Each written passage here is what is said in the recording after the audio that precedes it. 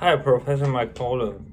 I guess it's our last speech, so I want to introduce you something I really interested. It's one of the topic in our, social science class, and we talk about the gender pay gap in the sports industry. And at the first, let me ask ourselves, how did the equalities rise? I guess there are three possible reasons. The reason one is different level of the enrollment dealing in, and it's developed into two parts. One is the traditional female sport, and one is the traditional male sport. And the reason two is different decision-making strategies. It entertained the spectators, yes. And the reason three is the potential gender differences, which is the differences in treatment they get. And I provide like three theories to introduce them to dealing with them with this like the specific social problems. The series one is from the Max. And at first, if you want to know the Max series, you have to understand the issue relates to the gender differences. Sorry. And you have to understand the differences in the treatment. And Max's series, they always talk about like he provides some insight into the relationship between the males and females who supports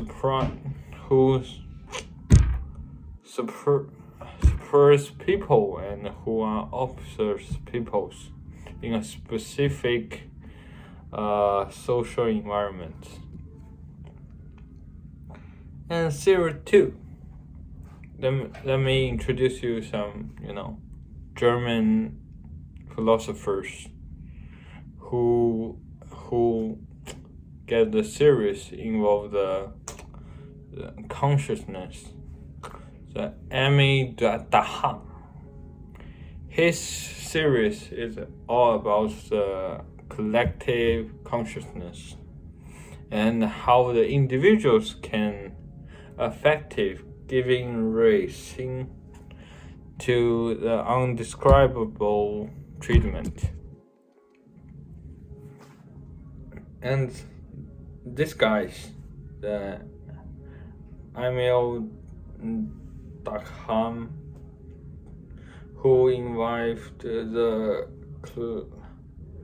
collective consciousness, can be used to understand the problems related to the gender difference and the way individuals influence causing the undescribable treatment in the terms of the treatment. Yeah.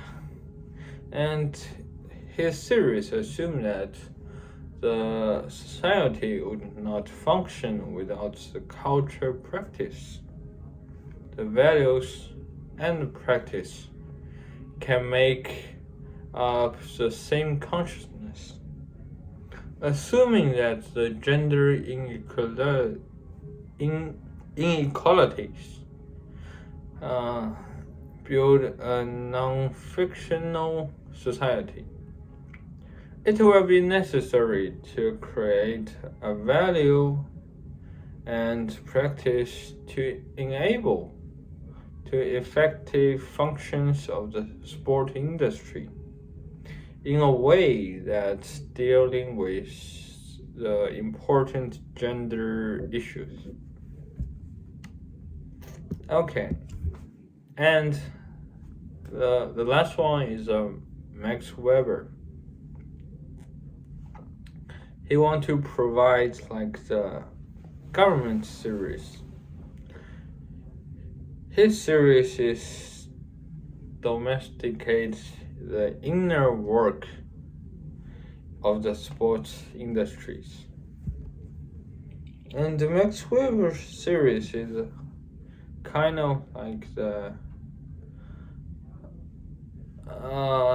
build like the organizations, like the sports industry organization should exist in a way that provides the structured and the formalized approach to ensure that there are clear rules and religions surround in a particular organizations. And from my perspective, I want to comment it like the Max Weber series. Consequently, the Max Weber series become highly important to put into a place. More effective structures exist in formal manners as a way of improving the way in which the potential results are achieved, and simply allow the salaries and the benefits to giving as a result of the potential marketing strategies do not flavor effective organizations. I guess so. And now let's talk about some summaries. And when it comes to reduce the potential of the continuous oppression of the women in terms of the gender pay gap in sports, it becomes important to ensure that the implementation strategies are in place. And the three series which I talk about is the Max series wants to take into account the ways which people of different genders are treated. And the Elmi, the German series are considered to be like the consciousness and become important influence in how individuals and the group are treated. And the Max Weber series giving a new ways to deal with undescribable problems that exist in our society, in our the unequal society.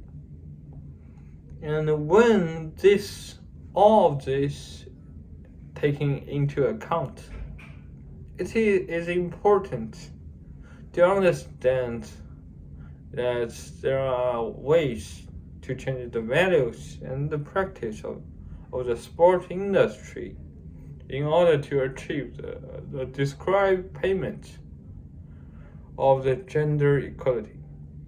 Thank you so much.